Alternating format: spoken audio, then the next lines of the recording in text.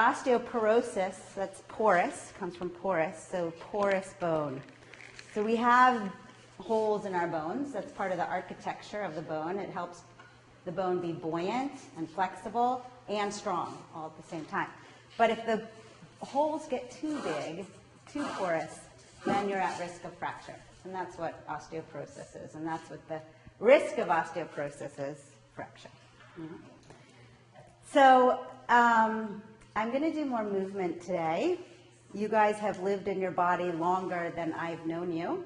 So make sure you go at your own pace, modify. I will help modify as you needed, but listen to your body. That's most important. And also some exercises that are for osteoporosis are not for osteoarthritis, and vice versa, right? So if something's hurting, don't do it, okay? And just like Janet said, an individualized program is the best program. So this is going to be helpful exercises, but not individualized, because I don't have time to work with all of you right now, okay? So first thing, as a physical therapist, I want everyone to scoot to the front of their chair, 2 feet on the floor. Posture is important for both osteoarthritis and osteoporosis. So I'm holding my little bones here. We're going to first feel our bones, okay? So sit a little bit more on the front of the chair. So what's different about sitting on the front of the chair? You have to work a little bit, all right? If you're in the back, you don't have to work very much. The chair's doing all the work. So this alone can be an exercise. So just like Janet said, we can squeeze exercise into our life. Everyone has time for exercise, because right now we are exercising, yeah? And even if you're sitting, you can sit upright and work a little bit. So here's Guy sitting here.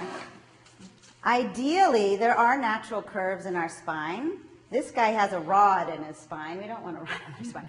But if you have a feeling, a sense that there is a rod, or a plumb line, we call it in PT, going from the top of the head, through the shoulders, through the hips, that can kind of help you feel that length through the spine there, as if a helium balloon is just floating up. But we're talking about bones here. So stomp your feet a little bit. Feel your bones. There's lots of bones in the feet. Now put your toes up and feel your heels.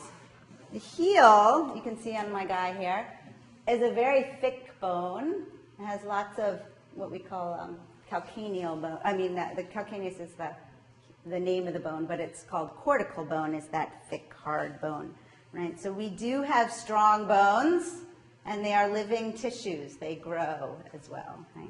Now roll your whole foot on the floor until you try to wiggle your toes a little bit. Feel the whole foot on the floor. The foot is what hits the ground first, and it gives your spinal cord information on where you are in space, right?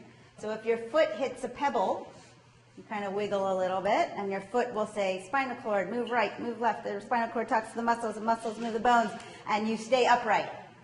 When that communication stops, then you don't get as much input, and guess what? Your balance, yes, you lose your balance, right? Or you fall. So the feet are so important. So even wiggling the toes can be an excellent exercise to prevent falls or loss of balance. Right? So now that we have a sense of ground under our feet, we move up our shins to our kneecaps, right? So feel your kneecaps for a second. This is a bone. It's a bone that actually floats there, called the sesamoid bone. And it's hard. Our bones are firm, right, and healthy tissues. We want to keep them that way. And if you do have some bone loss, then we want to build the bone back, okay?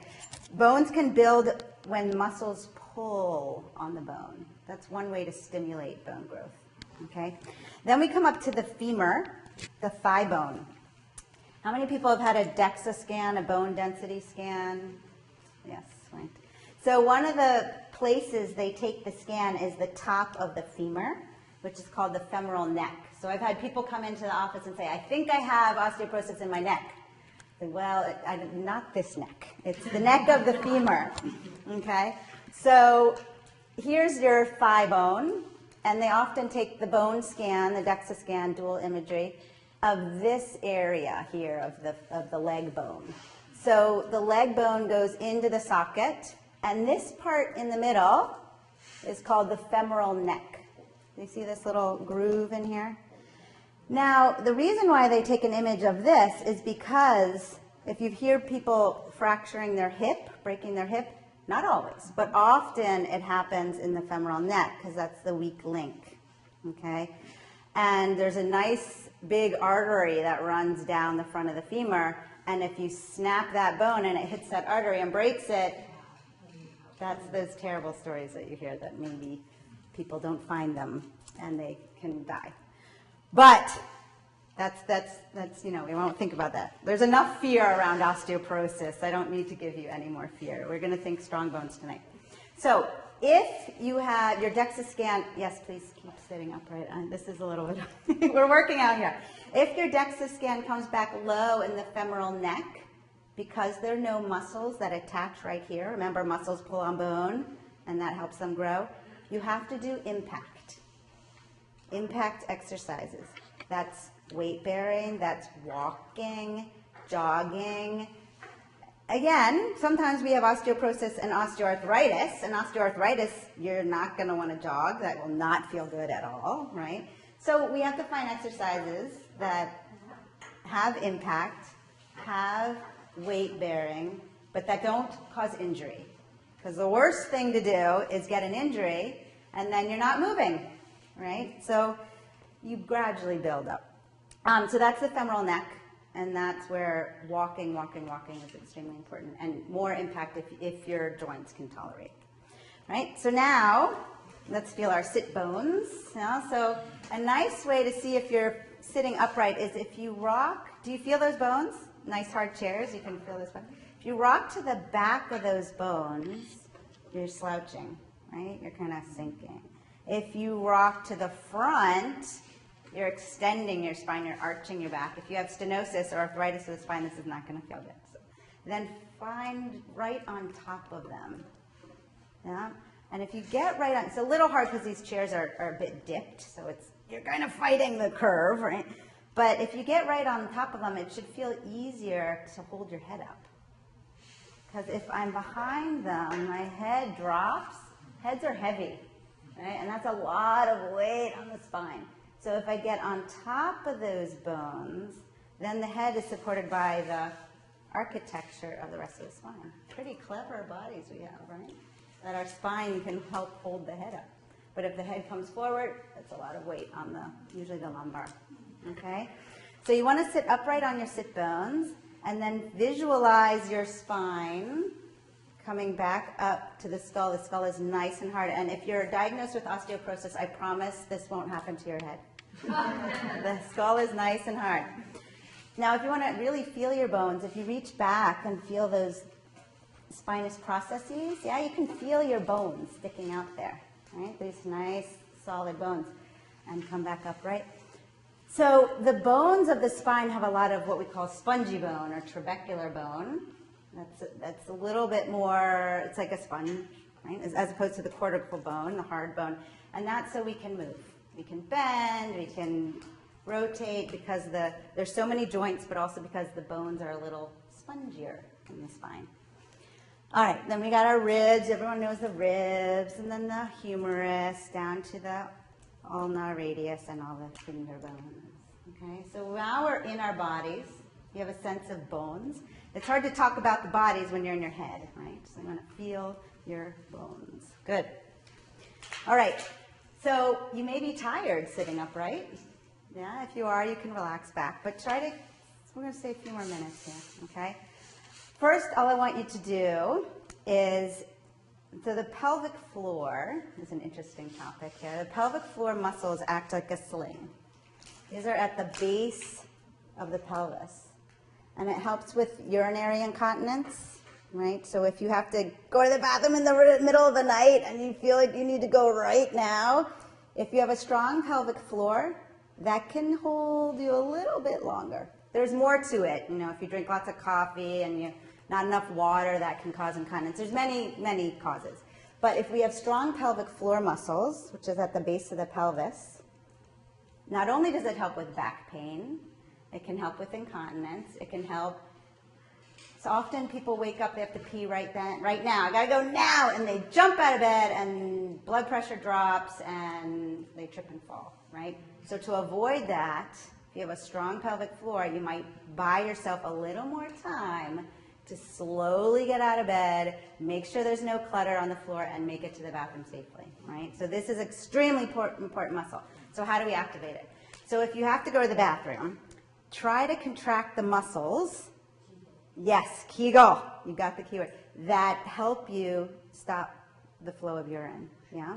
So try that, just relax them, hang out on your chair, and then try to contract those pelvic floor muscles. Can you feel how, when I see people contract their pelvic floor muscles, all of a sudden everyone sits up even a little taller, yeah? So these are extremely important muscles. Moving up from the pelvic floor, we have the abdominals, yeah? And they go wrap around into the back muscles.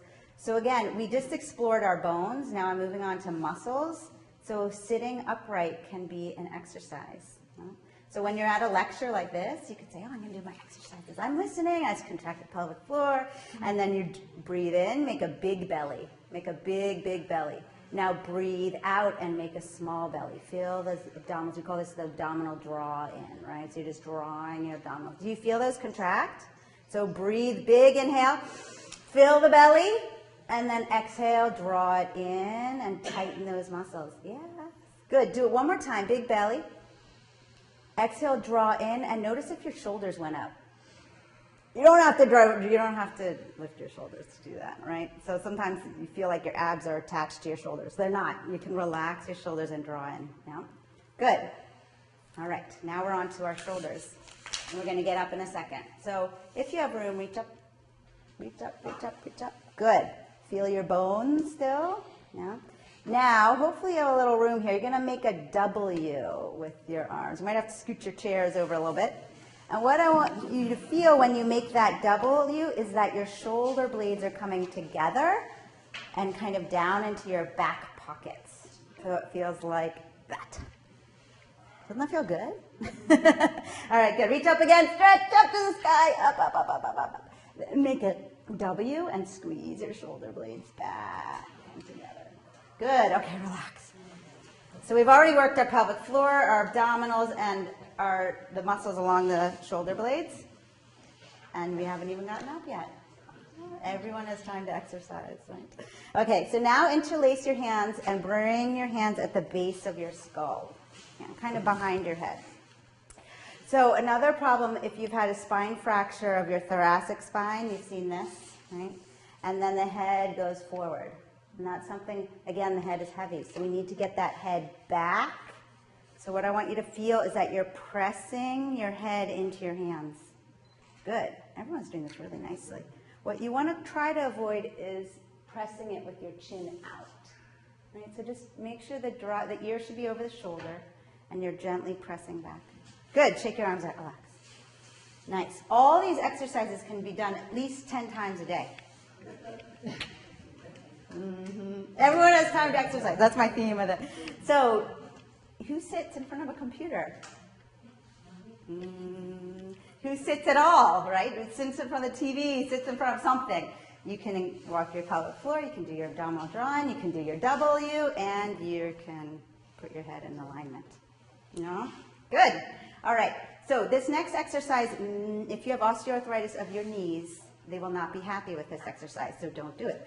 If you don't have poor balance, you can use the chair in front of you to help you out. All we're going to do is stand up. Very nice. Good. So stay standing for a moment and just roll your palms to face the front of the room. Doesn't that feel a little different? Yeah? So relax. Hopefully not like this. And then feel your feet, the pelvic floor that we worked, the abdominals draw in, then roll your palms forward. No one will even know you're exercising. You can walk down the street. People don't call me the posture police for nothing. Okay, so I earned that title. And then feel your head, even though your hands are down, feel that feeling of your head pressing into the hands, keeping the chin dropped just a little bit. Yes, nice, good.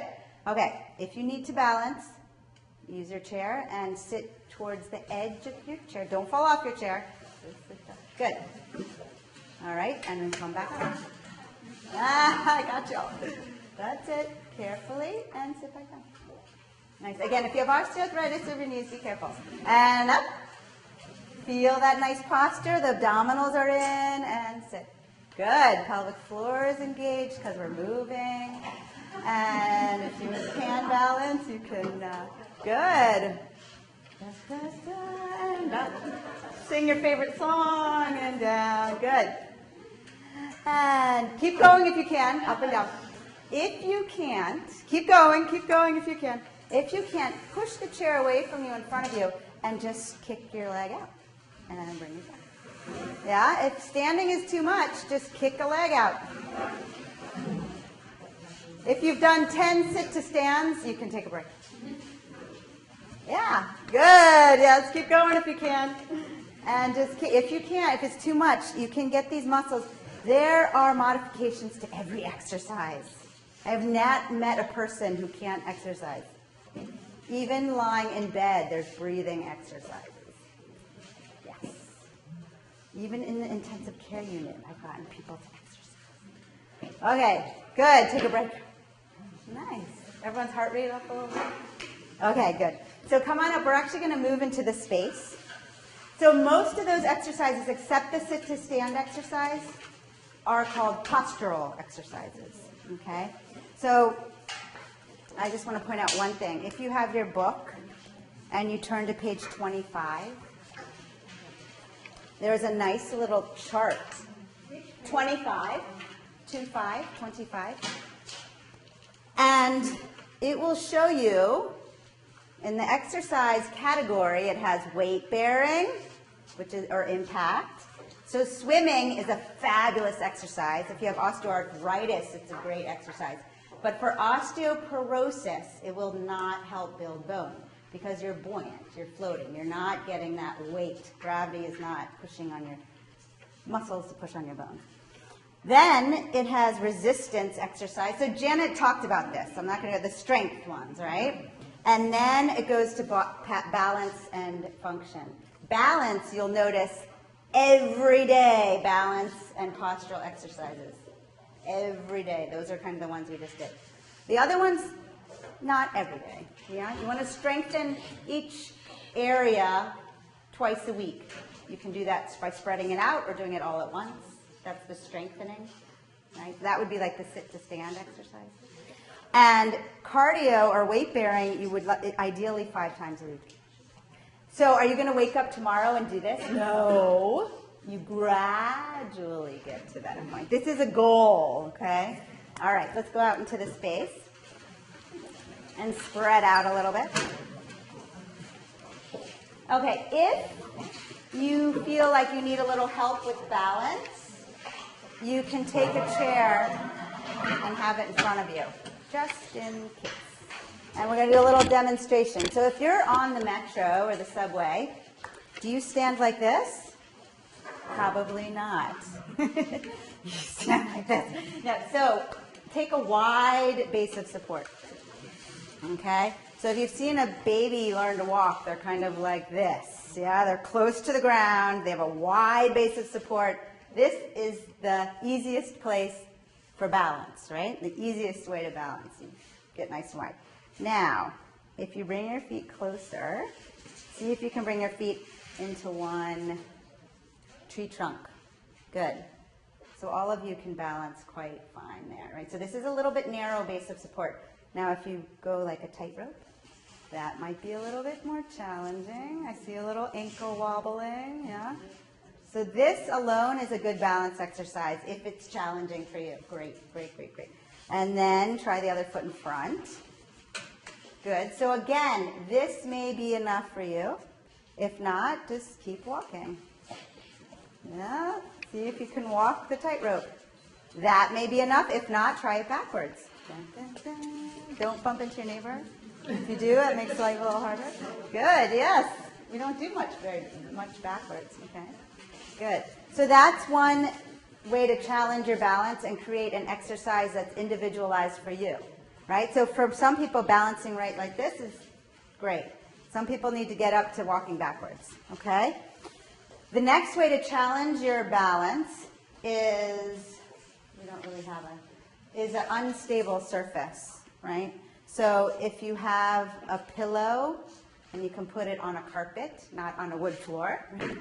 But if you have a pillow and you try to stand on the pillow, that's going to be harder, right? So it's uneven surface, and it's a great exercise.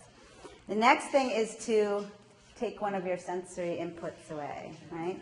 So try to find what was challenging for you. So if this was challenging for you, go to that position and then close your eyes. It's a little harder, right? Yeah, good.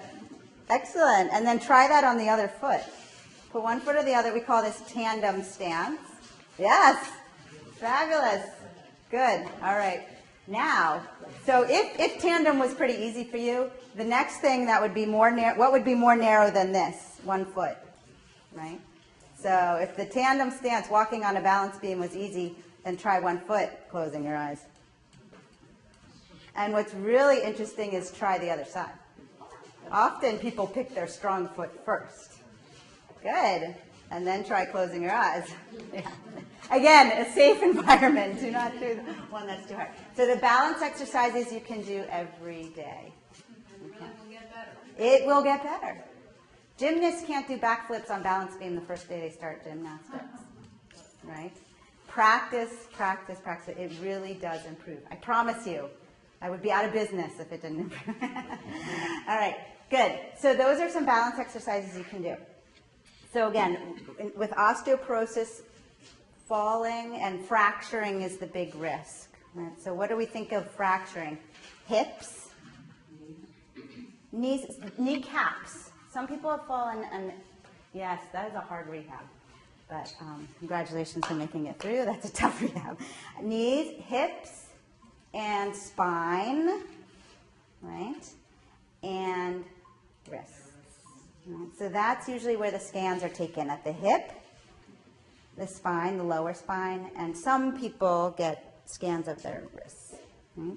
So to strengthen the knees and the hips, we did one exercise already. That was the sitting and standing, right? Remember that? So let's practice that again in standing without, again, if your balance is not great, then grab a chair. Or if you have knee osteoarthritis, we'll do something else. But try to sit. Now, hold it there. Keep your spine long. Good.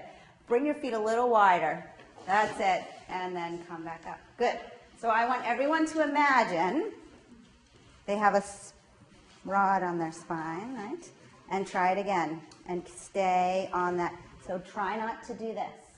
Flexion of the spine is a risk for fracturing. Good. And come up. Very nice, everyone. Good. Try a couple more. Keep your spine long. And up. Good. Just one more. Nice. So, like Janet said, if you're trying to get something off the floor, it's hard to get up from this position if your quads aren't strong enough, right? You always want to put your strong leg front to get up. But that's a lot of strength on one leg to do that, right? So you can use a chair or you can strengthen your legs. You know? Good.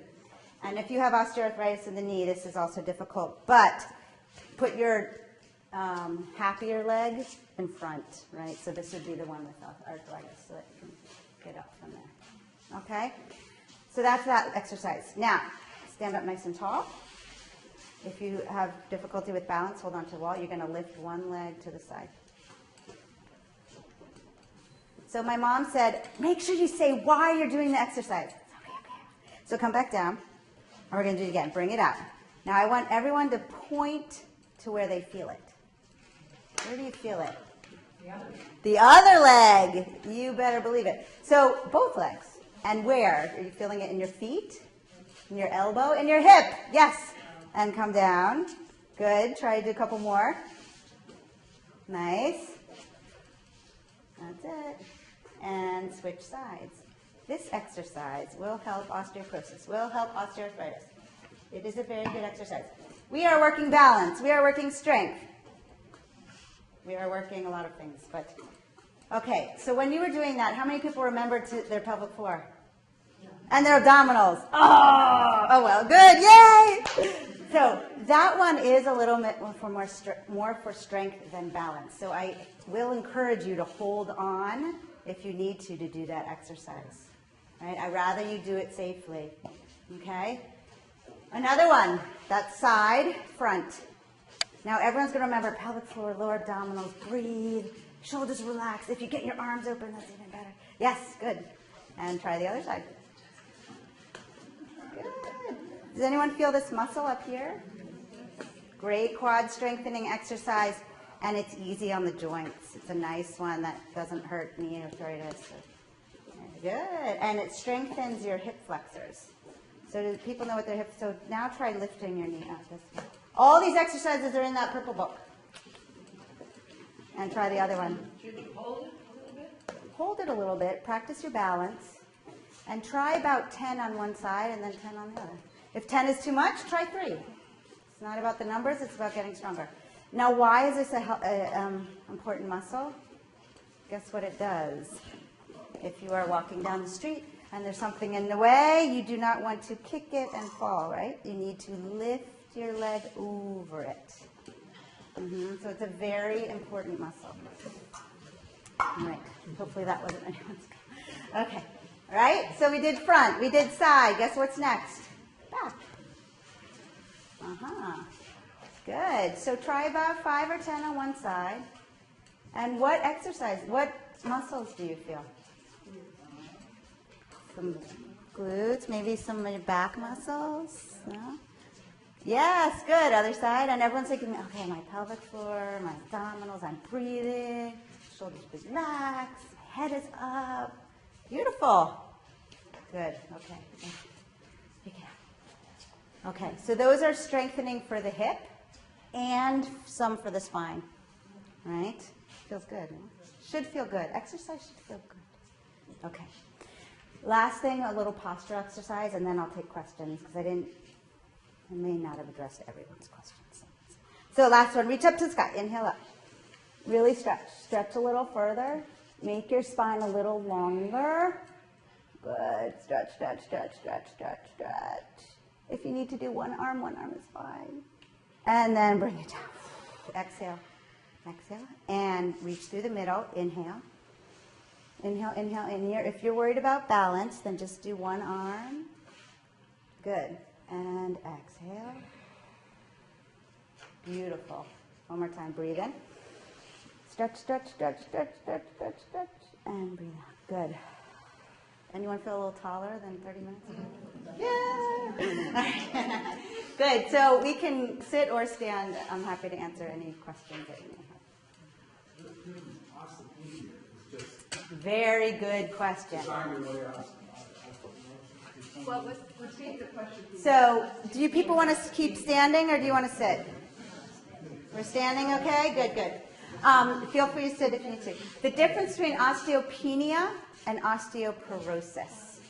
So, when we're growing, we reach this point, what we call peak bone mass. That's like your savings account, okay? We reach that around the years of 18 to 25.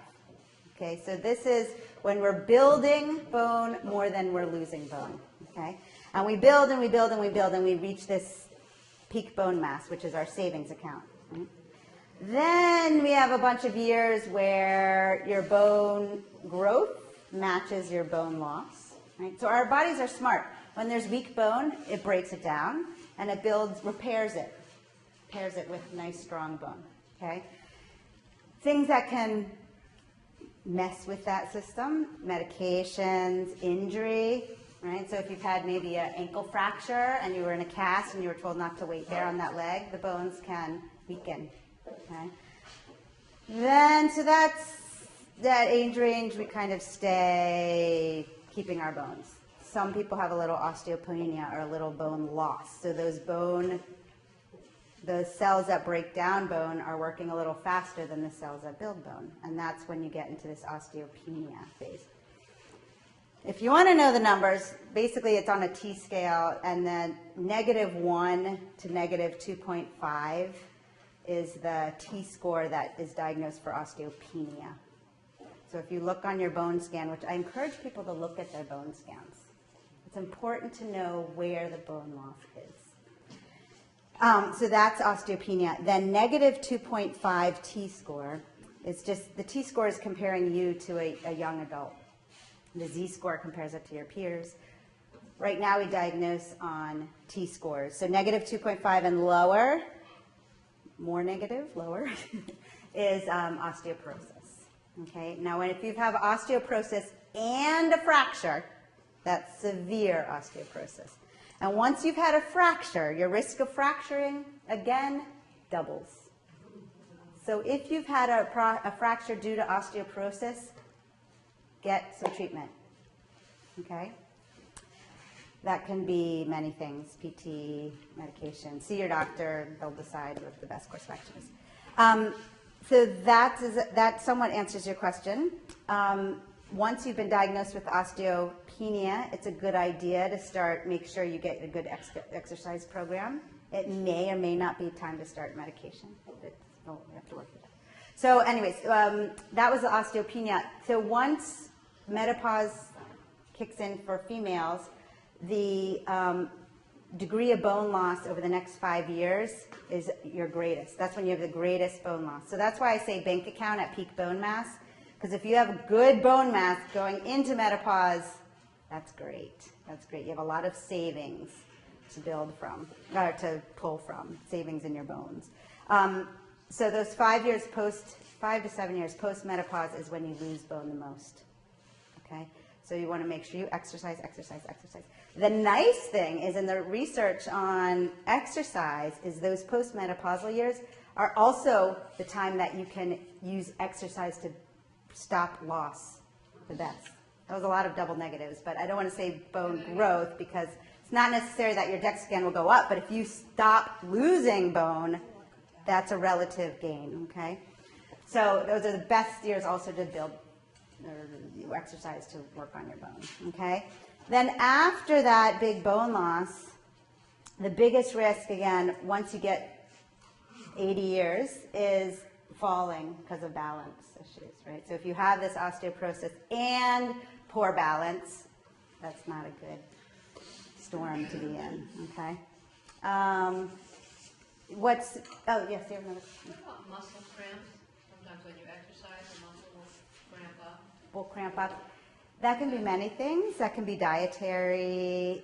It also could be that you're overworking. Just like Janet said, you don't want to overwork. You want to get to a point that you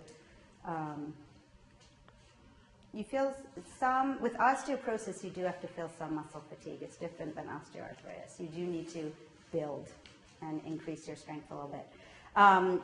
But stretching helps a lot. You feel a muscle cramp and you stretch it out. Breathing helps a lot, getting oxygen to those muscles, deep breathing. But if it happens like every night or something like that, you just want to get it checked out. Does that help you? Okay. Yes. I just had a yearly physical, and I did not have a bone scan and never have had one. Why is that? Unfortunately, in this country, often they do not prescribe men bone scans. When females go through menopause, there's a drop in estrogen, and that's when you lose bone mass. Men don't have that huge drop in estrogen. So, what's your recommendation? What's my recommendation? Does it run in your family? No. Okay. Janet, do you want to say something? Yeah, but I think there are new guidelines for men at age 70. Oh, age of 70 now have a DANCA scan? It's a fairly new guideline. Interesting, For yeah. males, Age 70. And a lot of men don't know. Yeah. It's thought of as a women's disease. Right. If you've had a fracture, you may want to get checked. Now, usually we call this a low-impact fracture, or a fracture that if someone else fell with good bones, they would not have fractured, right? So if you fell down a whole flight of stairs, that'd be enough Through the impact to end. even. But if you just trip on something and fall and break a bone, that's a low impact fracture and you shouldn't have fractured, right? So if you have a fracture, runs in your genetic, if you're on any medication that causes bone loss, which is like steroids, long-term use steroids. There's other ones, dementia, again, urinary continence increases your risk of falling and fracturing because of the fall. And then, of course, you can ask your doctor, but there's a list of predispositions for osteo. Does that help answer your question? Of course, now it sounds like at the age of 70, you can go get one. Right. Just doesn't have it, that's important.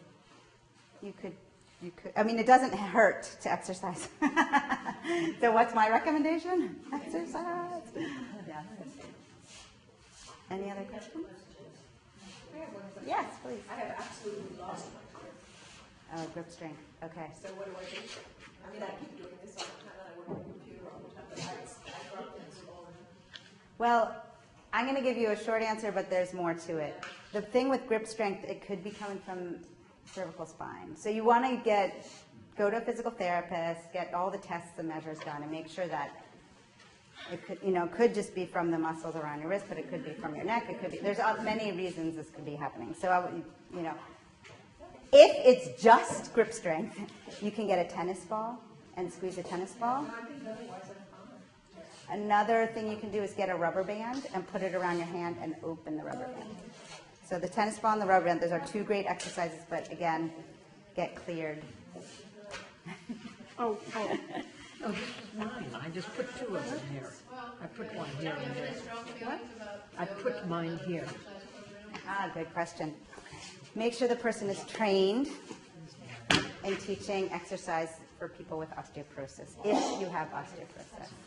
Because there are exercises, the bending, that you should not do, right? You should not bend from the waist if you have osteoporosis, because it puts the front of the bones. Where's my guy? Let me just show you. Let me show you why. I think visualizations help.